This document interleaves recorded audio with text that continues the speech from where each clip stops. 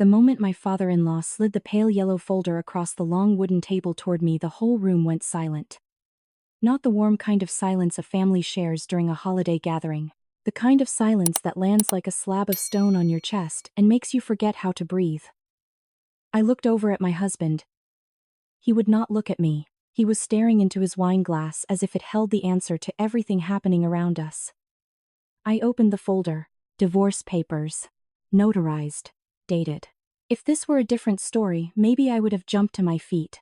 Maybe I would have thrown the folder across the room or said something sharp enough to freeze everyone at the table. But I did nothing. I sat there at the head of the table, surrounded by people I had once believed were my family, and I read, one page at a time. Slowly, carefully, the way my mother always taught me: anything important, read it closely before you sign. When I looked up, my husband finally met my eyes. For 2 seconds. Then he looked away. The pen had already been placed beside the folder. I picked it up and signed. No one in that room knew. No one except Sophie, my best friend, sitting 3 seats away, her hands clasped together, a small envelope hidden inside her coat. That I had been ready for this moment all along. That for the past 11 days I had known exactly what was going to happen. And that the folder my father-in-law thought was the end of me was really just the last page of a different story. As for my story, it was only just beginning. If you want to understand how I could sit there and sign my name as if it were just a formality, you have to go back to the beginning. I met Daniel Hargrove on a summer evening in downtown Chicago at a mutual friend's birthday party. He was the kind of person who made you feel at ease right away. Warm, funny, and he had this habit I found incredibly endearing at the time. He called his mother every Sunday night. We dated for a year and a half before he proposed. And the first time I met his family, I should have paid closer attention. Their house was in Naperville, a sprawling brick mansion with a circular driveway and a garden so perfectly maintained it looked like it had its own dedicated crew. Everything was beautiful, neat, precise. Except the people. They were a little cold. His mother Gloria shook my hand with a flawless smile that carried no warmth. His father Mason spoke during dinner by speaking past me as if I were an empty space at the table. And in the upstairs hallway, there were still photos of Vanessa, Daniel's ex-girlfriend. I saw them. And I chose not to see. I told myself it was just an oversight. I told myself they just needed time. I told myself love would be enough. I was 30 then. I had a stable career, my own clients, my own finances. I was not naive. I just wanted to believe. Wanted to believe that if 2 people truly chose each other, everything else would naturally fall into place. Turns out, some things never fall into place. You just learn to ignore them until you can't anymore. If you want to understand how I could sit there and sign my name as if it were just a formality, you have to go back to the beginning. I met Daniel Hargrove on a summer evening in downtown Chicago at a mutual friend's birthday party. He was the kind of person who made you feel at ease right away. Warm, funny. And he had this habit I found incredibly endearing at the time. He called his mother every Sunday night. We dated for a year and a half before he proposed. And the first time I met his family, I should have paid closer attention. Their house was in Naperville, a sprawling brick mansion with a circular driveway and a garden so perfectly maintained it looked like it had its own dedicated crew. Everything was beautiful, neat, precise. Except the people. They were a little cold. His mother Gloria shook my hand with a flawless smile that carried no warmth. His father Mason spoke during dinner by speaking past me as if I were an empty space at the table. And in the upstairs hallway, there were still photos of Vanessa, Daniel's ex-girlfriend. I saw them. And I chose not to see. I told myself it was just an oversight. I told myself they just needed time. I told myself love would be enough. I was 30 then. I had a stable career, my own clients, my own finances. I wasn't naive. I just wanted to believe. Wanted to believe that if 2 people truly chose each other, everything else would naturally fall into place. Turns out, some things never fall into place. You just learn to ignore them until you can't anymore. The first signs didn't arrive loudly. They came in softly. So softly, you could brush them aside. If you wanted to. 4 months after the wedding, in a sunlit living room after Easter dinner, Gloria set down her teacup and asked in an almost perfect tone, "So, when are we going to hear some good news?" I smiled. I said we were enjoying newlywed life, that we would have children when the time felt right. She smiled too, then added gently, the Hargrove men usually have children early. I let it pass. But the questions didn't pass. They came back. At every Sunday dinner. Every holiday. In midweek phone calls where Daniel would hand me the phone with a pleading look, can you talk to her for me? Gloria would mention a neighbor's newborn grandchild. Mason would talk about legacy and what we built. Daniel sat beside me silent. And afterward in the car he would take my hand and say, you know how they are. They don't mean anything by it. But they did. And deep down I knew it. 14 months later, my doctor told me I had PCOS. Not severe, manageable. But having children wouldn't be easy. I cried in the car. I called my mom. Then I went home and told Daniel. He held me. Said all the right things. That we would get through it together. That he loved me, not a timeline. I believed him. Until I overheard a call he made to his father a week later. I didn't hear everything. Just one sentence. Before he changed the subject. I don't know, Dad. I really don't know. I tucked that sentence away. Along with everything else. I wasn't ready to face. If you've followed me this far, stay a little longer. Because from here on out, it wasn't just pressure anymore. It started to become a plan. The second year of our marriage didn't collapse in a single moment. It wore down. Slowly. Quietly. Steadily, like water dripping through stone. Mason started calling Daniel directly to arrange family dinners. No longer going through me. No longer asking what worked for me. There were nights I only found out about dinner when Daniel was already putting on his coat. Gloria chose a different approach. She sent emails. No greeting, no subject line. Just articles about fertility diets, about lifestyle habits that optimize motherhood, forwarded. Silent. As if the problem was obviously me. At one dinner in front of extended family, Mason said he hoped Daniel would make a decision before it's too late. I asked him what he meant. He looked at me, almost with pity. I mean your future, Rachel. Daniel said, Dad, come on. That was it. No one said anything outright. But everything was perfectly clear. I had two people on my side back then. My mother, who drove up from Indianapolis every 2 months, took me out to lunch and listened without trying to steer me. And Sophie didn't comfort me with easy words. She gave me information. Just so you know, she said, knowing doesn't mean you have to act. She told me about marital property laws, about shared ownership of the house in both our names, about what could happen if one day Daniel changed. I cut her off. Sophie, I know. No, she said. You need to know everything. I listened. I nodded. And I stored all of it. In the same place. The place where I had tucked away that sentence I overheard. The place where I kept the looks, the emails, the silences. I told myself I would never need any of it. But if you think this was just a rough patch in a marriage, then you should stay a little longer. Because that Thanksgiving dinner I told you about at the beginning was not a surprise. It was something that had been prepared for a very long time. That Thanksgiving dinner wasn't a normal gathering. At least, not for Mason. He called it a chance for the whole family to come together. The guest list had over 20 people, relatives, business partners, close friends. A private dining room in an upscale club with dark wood-paneled walls, oil paintings lining both sides, and a coat attendant who knew every guest by name. Everything was perfectly arranged. I wore a navy blue dress, my grandmother's pearl earrings, and brought a bottle of wine I had hesitated over for far too long before choosing. I smiled when I walked in. I greeted people, shook hands, made small talk. Sophie was there. She was dating Marcus, Daniel's cousin, so her presence made perfect sense. We stood next to each other during the cocktail hour. She didn't say much. Until at one point she leaned in slightly and asked, "Are you okay?" "I'm fine," I said. She nodded.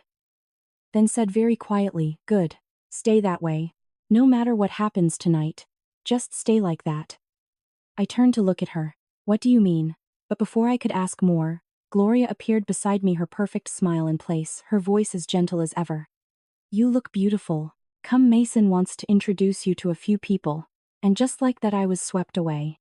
The next 40 minutes passed in harmless conversations about real estate, sports, and recipes. I told myself Sophie was just being overly cautious. She worked in family law. She was used to seeing the worst in everything. I was wrong. We sat down at 7, Mason at the head of the table. I sat 3 seats away from him, Daniel beside me, quieter than usual. The first 2 courses went perfectly. Until everything stopped. Right before dessert, Mason stood up. He tapped his glass lightly. "I'd like to say a few words about family," and in that moment I knew this dinner had never been just dinner. Mason's speech was polished.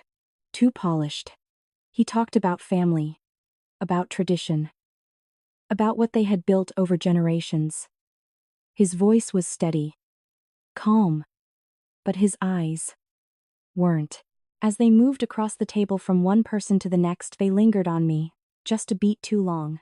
Sometimes, he said, we have to make difficult decisions. Not because we want to, but because it's the right thing to do. Then he leaned down and placed a folder on the table. I had seen it before.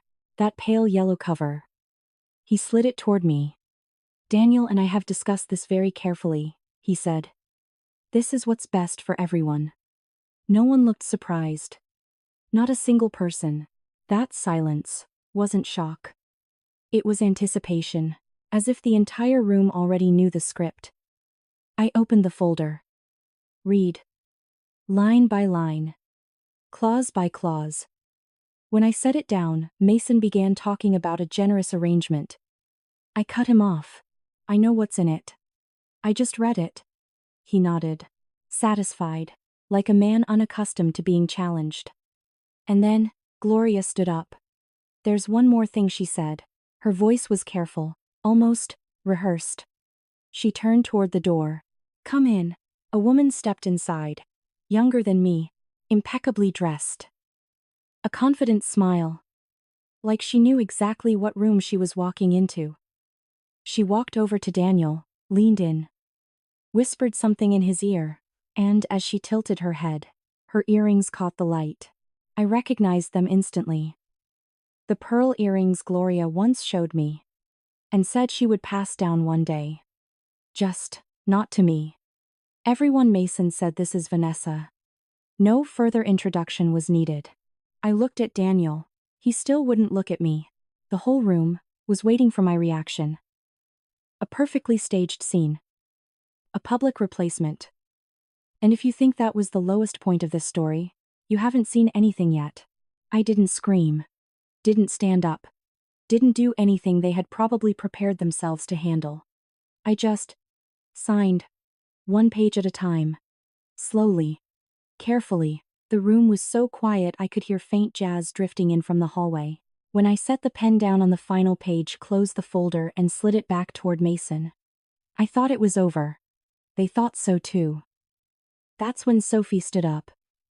No one had paid attention to her before. She had sat quietly the entire dinner. No wine. No dessert. Just watching. Before Rachel leaves, she said, her voice strangely calm, "I have something I'd like to give you, Mr. Mason." She pulled a small brown envelope from her coat, held it with both hands, extended it toward him. Mason didn't take it right away. He looked at the envelope, then at Sophie, then at me. "What is this?" "Open it," Sophie said. A pause, brief, but long enough for the entire room to lean forward. Finally, he took it, opened it. I had seen those documents 11 days earlier in my kitchen when Sophie placed them in front of me and said, "I need you to look at this. And I need you to be brave." The first page was a medical record. Patient named Daniel. A procedure performed 4 years ago before I came into his life. A personal decision. Permanent. The second page was my test result. Positive. With an ultrasound image attached. A tiny dot, with a heartbeat I had seen with my own eyes. 8 weeks. The room wasn't quiet anymore. It was hollow. As if all sound had been pulled out at once. Mason read. Then read again. The color drained from his face. Little by little, I looked at Daniel. This time he wasn't staring into his wine glass. He was looking down, and there was nowhere left to hide. "If you've stayed with me this far, don't leave now. Because what happened next wasn't just the truth coming out. It was the entire board flipping over. No one spoke for a few seconds.